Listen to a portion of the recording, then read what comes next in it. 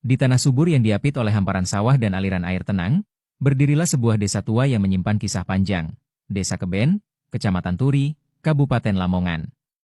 Bagi warga sekitar, Keben bukan sekadar nama tempat, melainkan jejak masa lalu yang tertulis di batu dan dijaga oleh waktu.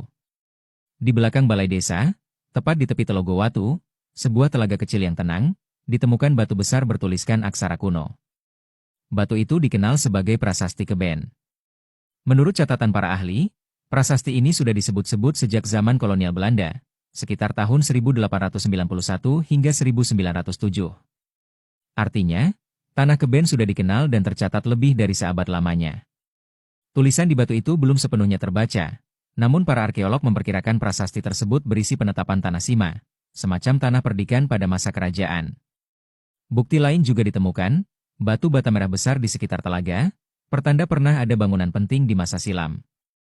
Kini, prasasti itu sudah ditetapkan sebagai cagar budaya oleh pemerintah Kabupaten Lamongan dan Balai Pelestarian Kebudayaan Wilayah Jawa Timur.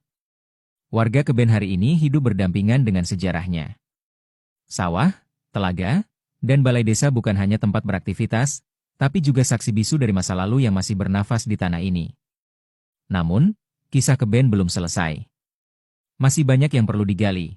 Siapa tokoh pertama yang membuka tanah ini, kapan dusun awal berdiri, dan bagaimana kisah para leluhurnya membentuk desa yang kita kenal sekarang. Karena itu, jika ada kekeliruan dalam penyampaian sejarah ini, mari kita luruskan bersama. Sebab sejarah desa bukan hanya milik masa lalu, tapi juga cermin bagi generasi hari ini. Konten asal-muasal Desa Keben ini dipersembahkan oleh buku Cepat dan Mudah Lancar Public Speaking, karya Aba Mehmet Agha. Buku praktis berwarna kuning cerah ini membantu kamu berbicara di depan umum dengan percaya diri, cocok untuk narator, perangkat desa, hingga kreator konten seperti kita. Kalau kamu suka konten ini, yuk dukung dengan menambahkan bukunya ke keranjang kuning sekarang.